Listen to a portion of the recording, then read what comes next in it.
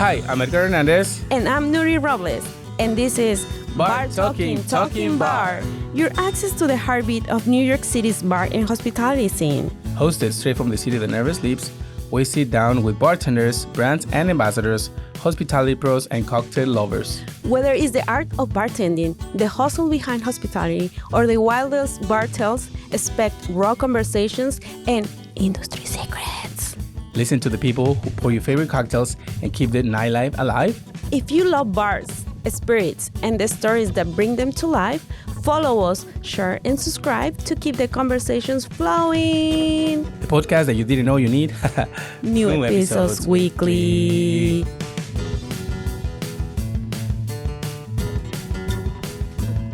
Hey, how are you? Welcome back to Bar Talking Bar. My name is Nuri, as you remember, and Edgar Hernandez. Welcome back to another episode. Today we have a special guest. We would like to introduce. She's an international bartender, somebody we admire. And as you know, this is a podcast where we introduce people who speak Spanish and English and Chinese and French. Not Chinese. Not yet. So today, without further ado, let me introduce you. Bianca, please, Bianca, introduce yourself. Thank you for inviting me, guys. Bianca for the friends, Piba for the friends too. So I'm very glad to be here with you. So today we have this episode. We were very lucky to run into Bianca because she's visiting New York City. She's coming back from Tels, and she's been doing pop-ups here and there in New York. But for whoever doesn't know her, can you talk a little bit about your work? Yeah, sure. Officially, I am a bartender, but I think I am so many things. I am a performer. I'm creating experience, but I have a very special feeling with the hospitality community. So that's the reason that I'm here. And I'm working for a bar Brujas in Ciudad de Mexico. So that's my currently work right now. All right. So we actually did a little bit of digging in your history. And we wanted to know, because we know you started as a Gran Bartender finalist. Yeah, I think so. Yeah, my story is a little interesting because I started very young, my whole family is...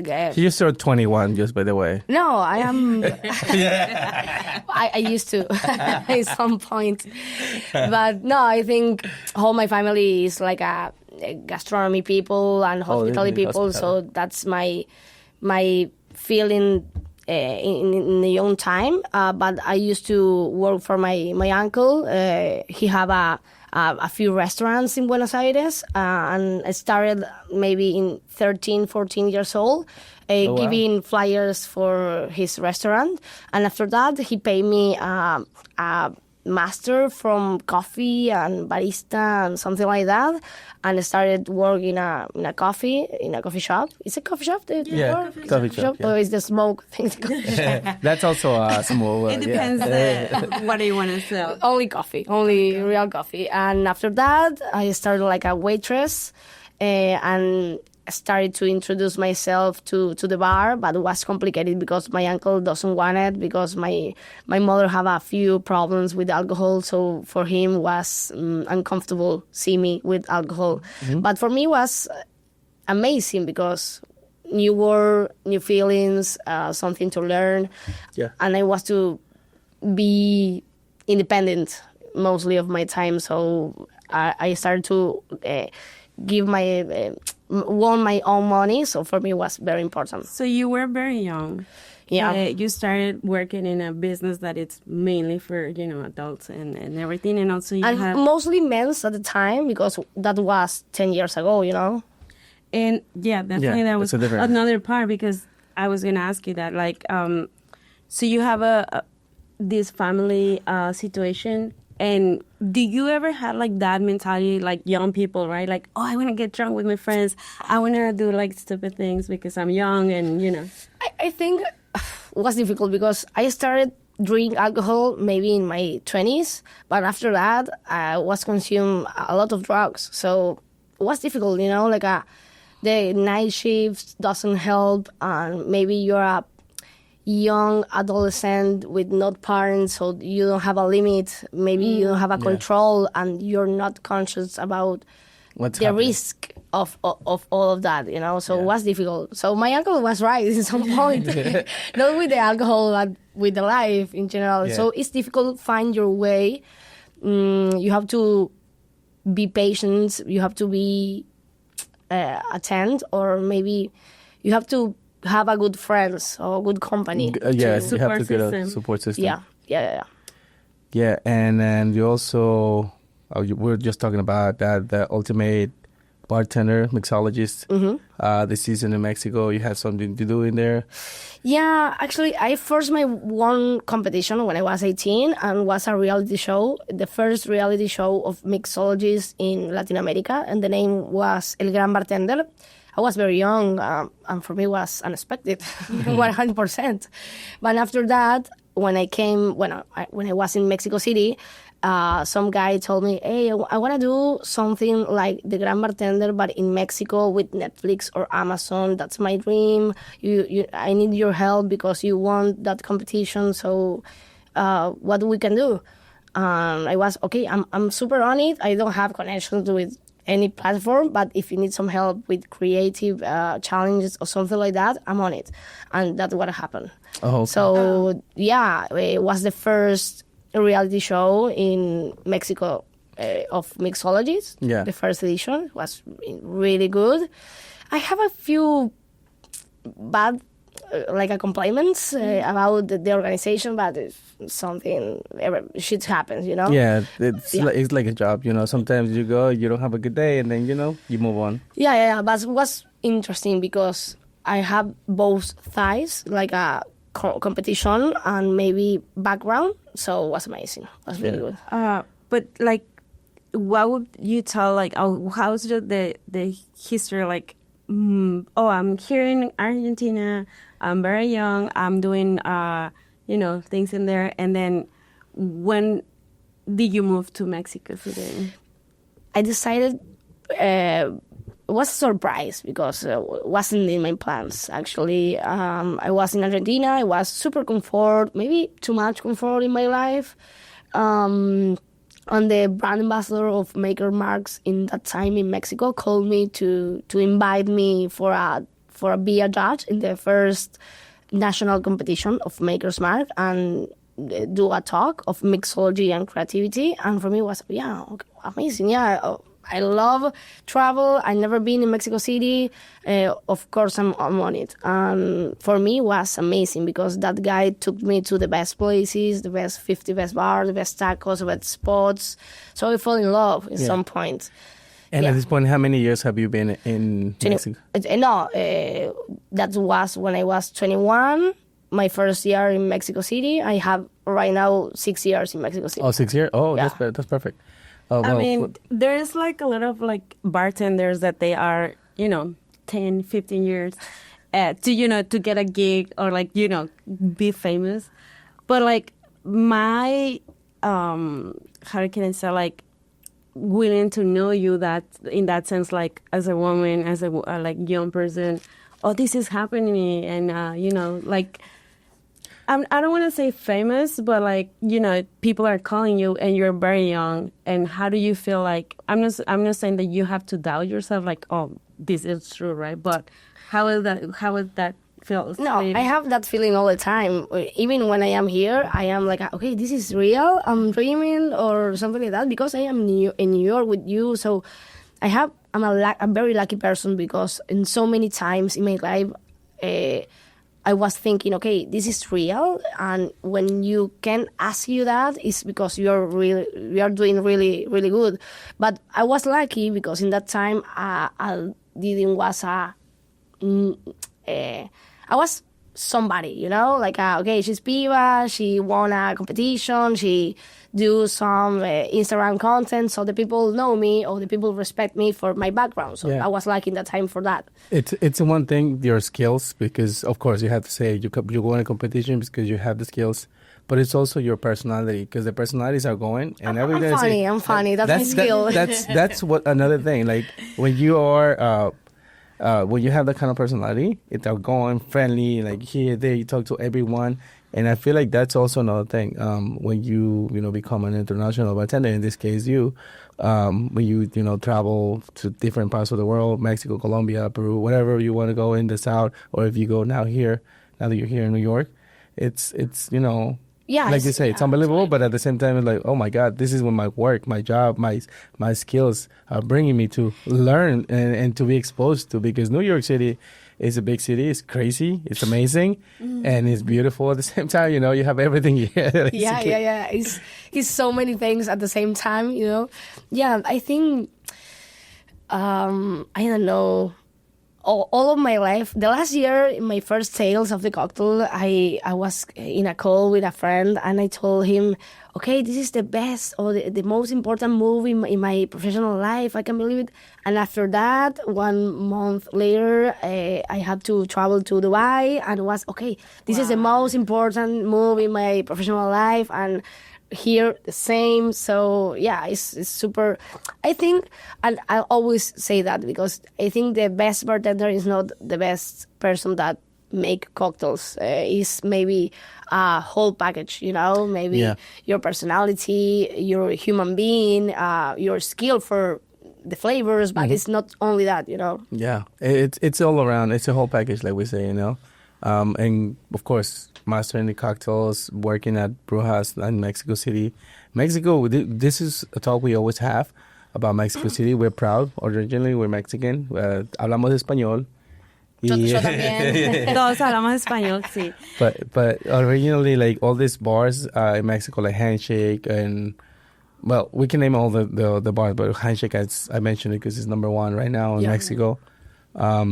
So yeah, I mean, this is inspiration for all of us, like for the Latinos that are also here in New York, Latinos in general, because if you come to New York, you see people from the Dominican Republic, from Mexico, from Nicaragua, Peru, Costa Rica, from Argentina, all over the world, right?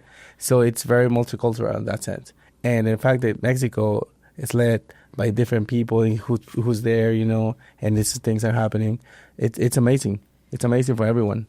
Yeah, and I think it's maybe Mexico right now is the connection with the world, like all the people want to be in Mexico right now. It's everyone. I don't want to say a hype, but it's like a hype right now. And it's beautiful because we can use that for our favor. Yeah, it's a platform also. It shows the good side of Mexico. It doesn't show what you see in the news, because sometimes the news portray different things. But when I talk to my friends bartender, they go to Mexico all the time. They never had any problems. They go to whiskey tastings, tequila tastings. They go to Oaxaca to the... actually, we're going to drink some of this later. Actually, why don't you do us a favor and open this bottle? Thank you. For at least to cheer, to celebrate that you are visiting us. You're taking the time and the day to sit down with us and talk about yourself. Yeah, I want to ask you too that, so you visit Mexico, you moved to Mexico City. How do you start... and also for people who doesn't know what Brujas is, how do you start working there? I think Brujas is a really beautiful and determinant chapter in my life, because it's a after and before and after. When I started in Mexico City, it was difficult because it was post-pandemic. Okay. So the people was weird about the hospitality and drink outside or eat outside. So it was difficult to start a little bit. I started in an event. After that, in Rosetta, I learned so many things from Elena. And I was a customer from Brujas. I love that place because it's very specific. If you've never been there, the smells, the vibe, the customers and the people that work there is very specific. You are vibing very deep in Brujas, I think. And I used to be a head bartender in a speakeasy in Condesa, close to Brujas. But it was difficult because my bosses, they don't want to do something else that make money, and it's okay with that. I'm super okay. But as a bartender, do you want to explore different flavors or different points of view? Or not. The list is not ever the end, but it's a beginning, maybe, you can desire that. So my my aunt is Inés de los Santos. Inés de los Santos is a very famous bartender in Argentina. Is very important, and it's my aunt. It's not a bartender to me. It's my aunt, and I love her. And always, she wants the best for me. And she told me, okay, Brujas are looking for a new blood. Do you need to go in there? And I was, I don't know, really, do you think that moving me right now? I'm super comfort with my job. I'm making money. I'm good. And she was like, no, you have to. You're not listening to me. You have to. It's your place. Okay, yes, okay, I have to. So I started to talk with Walter. Walter is the owner. And maybe we have a connection with our points of view, and I started this since the beginning. Right now, I am one of the oldest bartenders there, and I love Brujas. Brujas is an all-female bar. We are only bartenders girls. We have one guy in the kitchen. It's ironic, but it's good. And the concept is around Pachita. Pachita is a very famous shaman in Mexico. She used to cure the people with her hands with a specific ancestral medicine. So all the menus are around flowers, flavors, botanicals, Mexican botanicals, and maybe medicines that your grandma used to give you, and you can do that Pachita used to do in a curly way. So it's very, very intense because it's not okay. We're gonna create a cocktail. No, you have to create a history, an experience with the smells, with the flavors, with the customer. So it's very, very, very intense, and I love the intensity. You know. Yeah, where in Mexico City you as an Argentinian were like, okay, now I'm part of Brujas. Where am I going to get my inspiration? Which botanicals I'm going to use? Which flowers with this and that? I think I am a very open person in so many ways. You know, I love the food. I love the flavors. I don't have one thing that I don't like it, you know. Maybe the taco de ojo, but that's it, you know. And I still do it. Yeah, exactly.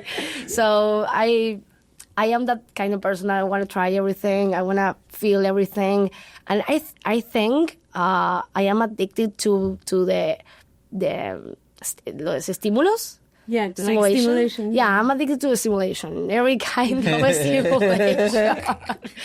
So for me, it's very easy to find my inspiration because I can be here with you drinking just sparkling water and getting inspiration for that for the moment because for me it's all very deep, you know. Yeah, it's a surrounding. It's everything in the universe. Basically. And the story of Pachita, I can connect very deeply with her story because it's super female work and mothership, you know, like a mother, grandmothers, daughters, and I think that was my life. So I have a special connection with that, with Brujas, of course. And for me, Brujas is not just a place that I work every day, every time. It's not just a bar. It's the statement that can every woman do or be in the industry, no matter who you are or who you born, like me, or your sexuality, nothing. Just the important thing is your commitment with the project. Yeah, and I think that's very similar with my ladies, right? Because when they started here in New York, it was an all-female team. Yeah. And not a lot of places in New York have seen that. I mean, yes, they are, but back in the day, they weren't. You know, it's always a good thing. And like you said, new blood, it's new ways of creativity, new ways of exploring. Now that you're traveling, you get to see the world in a different way, and it's a bigger picture for you because, you know, you will get to taste things from Dubai, probably things that they're not available in Mexico or in Argentina or in Colombia. No, you know? Even in my first guest shift with Brujas was in London, and in that time, I never could imagine that situation in the most craziest dreams of my life, you know? Yeah. For me, it was, oh my fucking God. If it is this the end, I'm happy, you know? Like, okay, London with Brujas, making cocktails for me was amazing. After that, Tales. After that, Dubai, and I'm here. I'm so happy to be there and growing up at the same with my bar, because I think Brujas is growing up too. We have time, but we have a lot of things to do. Yeah. And now you're aunt, right? Yeah. What is just I told you so, right? Yeah. She's very. It's not rude, but it's restrictive. Like with her feelings and her thoughts. And she's happy. But she's like, okay, what is next? What is gonna be your next step? Are you thinking about it? And I'm thinking about it, but slowly. Yeah, and I feel like you mentioned that a very important thing is that, I mean, I haven't been in Brujas. I have so. But definitely, I feel like as a Mexican, and, in New York, we have Mexican community, but everything is around, like, different, not just Mexican, right?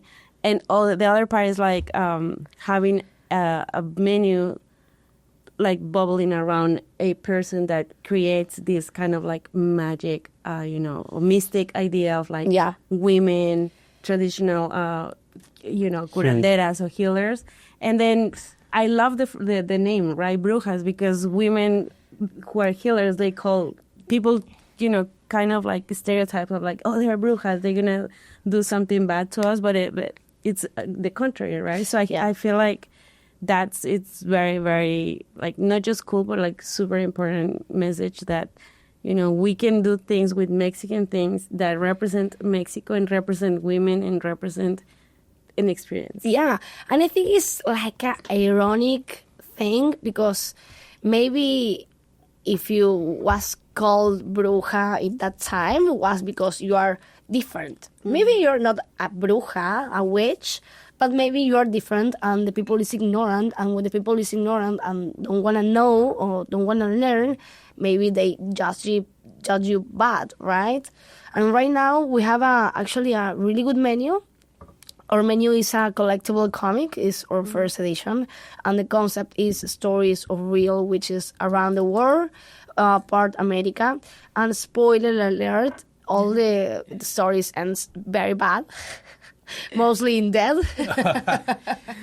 But that was my in stories that will be time. the same though. Well, also, I think death is not too bad. It's part of, like, our journey, and it's scary, but it's kind of like we're going there. Yeah. Sooner. El más allá. Yeah. Sooner or later. So then you start working at Brujas, and how's your interaction with different brands in Mexico? Like, how do you feel about it?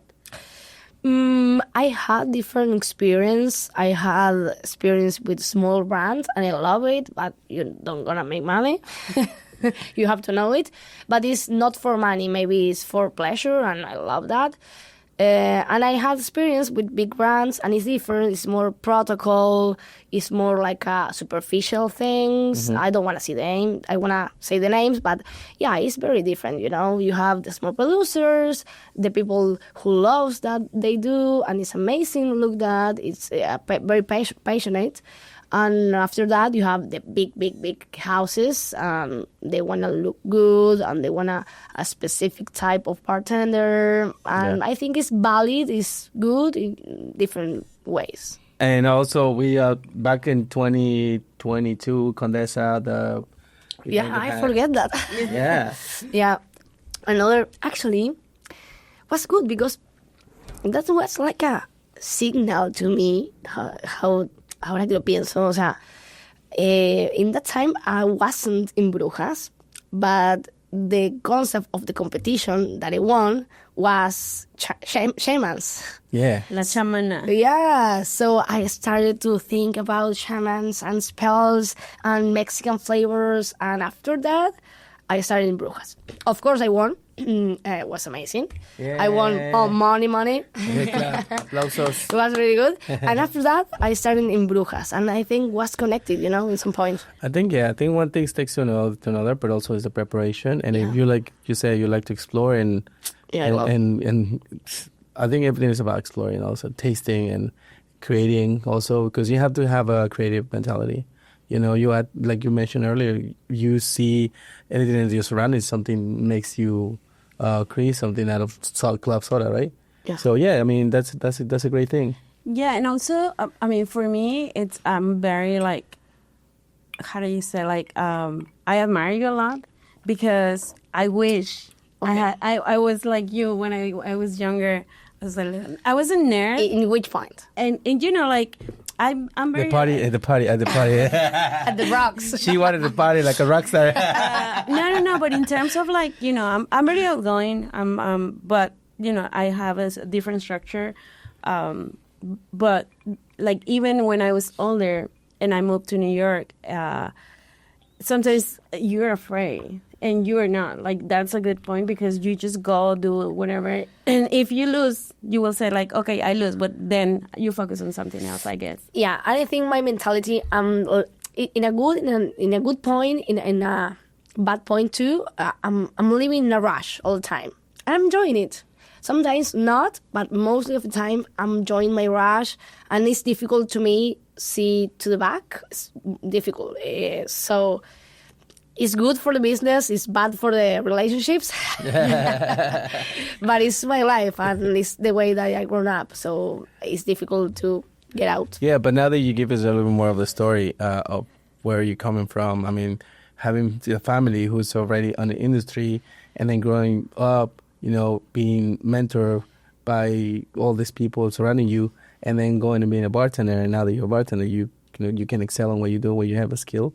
Yeah, I mean, it takes time, right? But it's worth it. And now it's paying. I think the fact that you are visiting New York City, visiting a lot of different bars, and being part of the Beat the Best bars. Well, also she's working. It's not just visiting; she's working. Well, this year, well, let me tell you something. It's her birthday, so happy birthday! Thank you. That's one reason why she's visiting. I'm in a 27 club right now. So that's so cool. Yeah. You will pass that. Yeah. I'm living the present. Yes. But so we live in New York City, right? We see everyday things and that. Like, I haven't been in Mexico City for like a long time. So the past 10 years, I see different stories about the cocktail bars in Mexico City. I remember one of my friends, her brother worked in Limantour, and they were looking at it either for bitters or, you know, something that in Mexico City didn't have at the time, and see the difference. So now that you're visiting and you're staying a little bit longer, I guess, in New York City, how do you see New York from the perspective of, like, you know, people see New York as, you know, the cocktails or the touristic things? Like, how do you can describe New York City for you? I think my perspective is different than the first time that I came. The first time that I came was for a short time, maybe 2 or 3 days. I'm gonna be honest with you. For me, it was okay. This is overrated.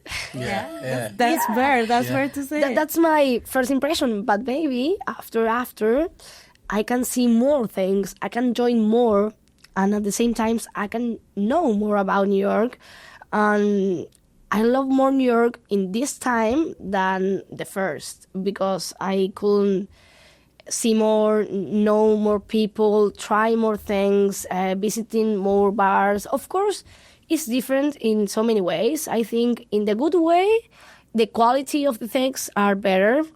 Maybe similar to Mexico City, because the quality in Mexico City is better. But I think when you came to New York, you expect everything is going to be 10 over 10, right? Yeah. And maybe it's not. Maybe it's not, and maybe the service is slow, and you don't gonna expect that. Maybe because you're gonna pay $20 for a cocktail, so it's difficult because you have that perspective, and maybe the reality, and it's fair, is right here. But it's different when you came to Mexico City, because I don't know, the people say, it's gonna be shitty. No, baby, it's gonna be top, and Anyway. it's top. Yeah. I That's feel the like thing. it has to do that New York has been in the business of cocktails for a little bit, and also we have the resources, right? And like you said, some people they know that, oh, okay, we can work in this bar, But if I get fired or I quit, I can get another job. And, there is like tons of cocktail bars. And I feel like, I've been reading and listening about the cocktail world in Mexico City and the limitations also and the expectations of like, we're on the spot right now. So it's kind of like whoever is running a bar is like, we have to set up an example, right? In my case, it's different because I came from Argentina. So you have to think the end of the south. So you don't have chartreuse. We don't have Angostura is a lucky thing to get, You have Fernet. Yeah, I have Fernet, so it's all what I need. But so when you're born without limitation, maybe your mind have to more exercise to create something impressive with a short list of things. Yeah. So for me, Mexico is, okay, I don't have so many things, but I have the skills to do a lot with less. So when you came here in New York, it's, okay, you have a infinity of possibilities and ingredients, and I think maybe that's the most difficult things, the most difficult things to do, making something impressive with a lot of things. Okay, your mind is gonna fly. Yeah, because at this point, I think you have to be also open to creativity and make your infusions, make your syrups, make your get something similar. If you don't have chartreuse, you have to create something that it's similar to taste, it's similar to look. Of course, it's not the same thing. Yeah, but you have to come up with an idea that is going to be as similar to that. Yeah, and here you're gonna do okay, I want to use falernum. In your mind is, I'm not gonna do that. I'm gonna buy it because they have falernum in a bottle. So maybe you're gonna be lazy. Yeah. And also, like, there's also a lot of freedom right now in New York. Like, we have more distilleries, and there is places that they feel like, okay, if we cannot get chartreuse because it's expensive or because the shortage, so we're gonna create something, right? So we have Facha Bruto, which is they kind of like getting their own herbal liquor, or like other, if you work in a bar, then you go and there's like, hey, can you create something that is this and this and that? Yeah. But it's like, I feel we have that access here, which is good as well. But at the same time, it's kind of like that part. Like, I feel that if you have this bar and you expect it to go to another bar, which is different, sometimes the experience is like you say. Well, that's another thing we talk. I wish it's something more. Yeah, because they're also like in New York, the good thing about it is you have bars everywhere, right? Yeah. But you can also find good, bad, ugly, nasty. That's how we put it, right? Yeah. But it all depends. Because a dive bar doesn't necessarily have to be bad. Sometimes, like you said, it's service. The steps of service are very important for you to have a good experience. So if you come, as soon as you come, greet it. You be attended by the server or by the bartender. And it's very simple, right? Like, you give them water, you take an order, you do this. Like, we do this all the time. Yeah, the knowledge. But it's also part of education.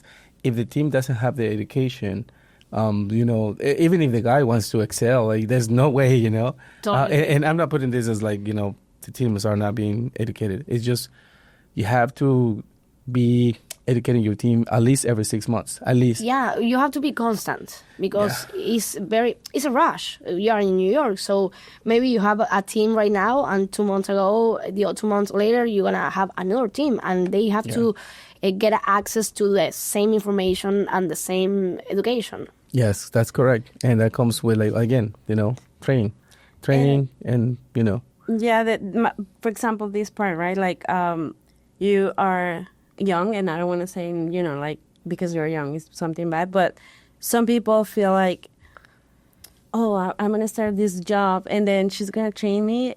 Do you face those because you're younger, you have more experience, and there is this person that comes and is like, oh. Maybe when I was 21, yes. Right now people see me like you're fucking old woman right now.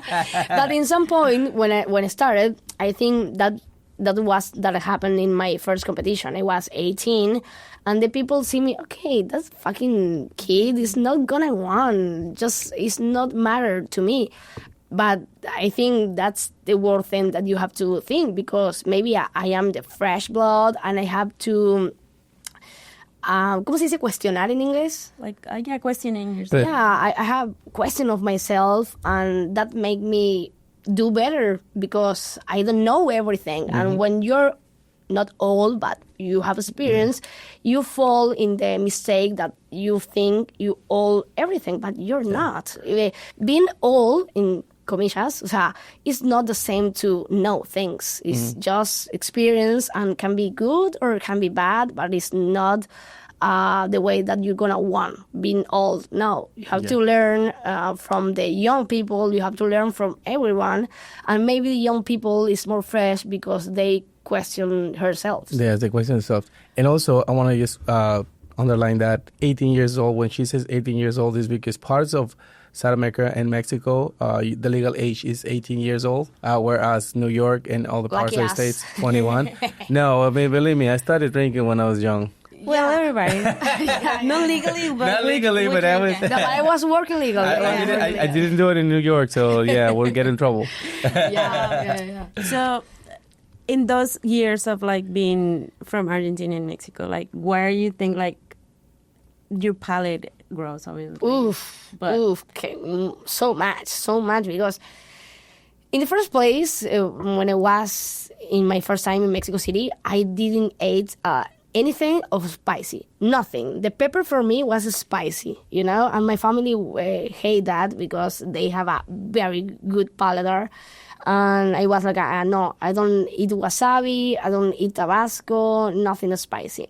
But of course, eating tacos and drinking spicy margaritas, you are training your mouth. And I have a very good taste of spiciness right now, and I love that. And I think that's made me grown up in my professional world for the flavors, for the grace areas, I think it's very different. Not only the way that we eat in Argentina is all different. The culture is the Mexicans are more like a gringos in some point, I am super pobre Latina. I am super poor Latina for the end of the South. So the Argentinians are more rude, more direct, less caring. Yeah, less scary about things, Yeah, I could probably say, but it's also a different culture, because I have so many Argentinian friends here in New York, and they're like very nice, warm, they hug you, like, ¿qué pasó, pibe? Or pelotudo, like they will call you out from the... Yeah, you could tell an Argentinian motherfucker, and Argentina is gonna laugh because it's funny, okay? The bad words are the funniest thing for us. I feel like that's the first thing we're learning in English. Like, I can curse out in English and say everything, but in Spanish, of course, you can't say that because people get offended. Exactly. Like, oh my God. You can say chinga tu madre a un mexicano y va a ser como, hey, ¿qué pedo? Sí, ya me ofendí. Ya me ofendí, por favor. Okay. Sí. So yes, right now I'm half and half. I'm very Mexican because I have all my friends are Mexican. We had to do this chant. Oh, sí. Sí. 1, 2, 3. Piba, hermana, ya eres mexicana. Yes. I'm feeling that. I'm a half and half, Yeah. And when my family talk with me, they say me, can you talk well, please? You're not talking well. Your accent is not yours. That's my accent right now. So, yeah. You know what? I get that all the time. Yeah. And because here, like, again, going back to New York, you're surrounded by a lot of different cultures. So sometimes you pick up a little bit of, like, all the slangs from different people. Like, for me, I grew up with a lot of Dominicans, or people from the Dominican Republic. They're not particularly from there, but, most of the kids are born here. Yeah. And then Colombians or Ecuadorians. So you get a little bit of everything, So you say, ¿qué lo que, manín? Like, for Dominican, what's up, bro? Right? Yeah. Like, it depends. ¿Qué más mío? So all those things, like you pick up here, and this is amazing. No, I think Mexico, specifically Mexico, not only Brujas, because Brujas was very important in my life, it is, but getting out of Argentina, guys, if you have the possibility of getting out of your country that you're born, do it, because it's a very, very, very, very good experience if you are available to do it 100% open, you know. For me, Mexico was my most growing up personal and professional. So for me, changing my life until today. It skyrocketed your career, and of course, you know, the talent. You can't deny it. Like, it comes with talent also. And outside of the bartending world, like, what do you like to do? Okay. MMA? No, I look like I'm a fucking baby, you know. I'm a fucking baby. No, I think depends. All my hobbies are around maybe to my work because is that the way that I live. But mostly I love go to the cinema alone. That's my goal. I'm take with my bike with my dog. I am a alone mom, single mom of a beautiful dog. It's difficult, but you can do it. Maybe eat alone. I love cook. I cook for all week. I think I'm hungry now. I don't know if you have time to cook. Yeah. I'm always hungry, actually. But I don't have specifically, maybe I'm not a good como dibujante or nada de eso. I'm good in different stuff, but nothing specific. But like you have, you know, your life outside of the bar, and sometimes, it's cool. Like you know, having something that you enjoy. Yeah, with yourself or your friends. I'm a chit chatter, of course. I'm a lover of series, like a different. TV series. I'm on it of all the new good series of the Emmys and the movies because that's the way that I'm growing up. But I think maybe being alone and enjoying being alone, that's a pleasure that is recently for me and is very safe. Because I think when the people lost herself is when you can't be alone in your house and you don't like it. I think that just happens. Yeah, okay, what are we gonna do? With some bar, with some unknowing people, and I like talk with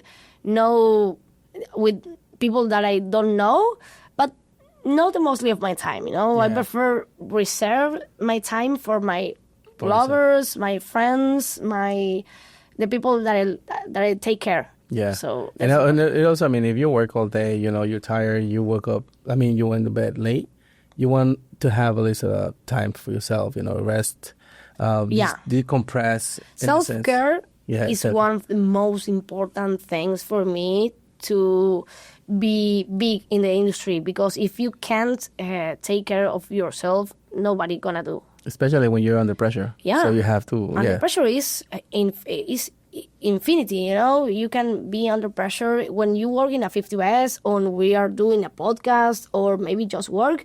You are under pressure all the time. So you need to create space only for you. Yeah. Your own space. Your me time. That's what we call it. Yeah. Totally agree. All right. Cheers again. Sorry, we never cheers because we were struggling trying to open the.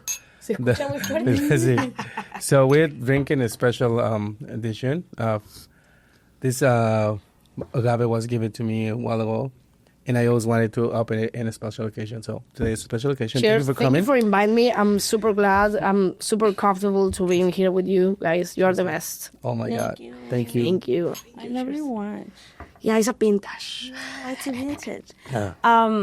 So I know it's a cliche question, but do you have a favorite drink? Favorite drink? Yeah, of course. I have two answers for that. I have my mainstream and my deeply real favorite drink, and I have my like a fancy favorite drink. Okay, my favorite drink is piña colada because I love the sweetness. I love the tropical flavors. I think a good piña colada with all the quality ingredients are the best cocktail ever, mostly on the beach, of course. And when I am maybe in a good place with good classics, old-fashioned. Old-fashioned. We prefer wood for reserve, but I don't work it with it, but I love wood for reserve.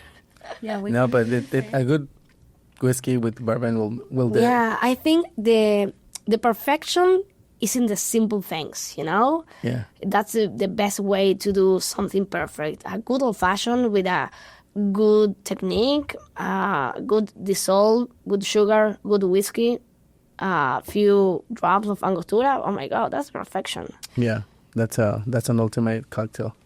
Good. Well, we're so happy to have you here. Thank you so much. Thank you for being coming. here. You're the best. thank you for coming. And, Sorry, I didn't mean to cut your neck. But definitely it was a very nice chit chat. I love chit-chats. Y le quieres mandar una saludo a la audiencia que nos está escuchando, que nos escucha en español. Audiencias, both audience. Thank you for listening. Thank you for following us. Thank you guys for doing this for the industry. I think it's a really good work, and I'm so proud of you, for me, to be here, and for us. Yes, thank you. Thank you, folks. Thank you for watching us. Thank you for listening to us. Please follow Piba. She's going to be on the link down here. Nuri Robles. It's also going to be on here. Edgar Hernandez, if you guys want to follow me. But Bar Talking Bar. Guys, please follow, subscribe, share, and don't forget. Yes. Bar Talking Bar. And if you ever go to Mexico, please visit Piba. Yeah. She will be happy to give you some Ramos fees or something else. Old-fashioned, guys. Old-fashioned. Guys, you have to make you a tattoo of this. Oh, we're going to make We it. will. Ah, yeah, ahead. you have to. It's the best tattoo you ever have. All right. All right, guys. Thank you so much for watching us. And whenever you listen to your podcast, also try to share with your friends. See you next time, and bye-bye. Bye. Corte y fuera.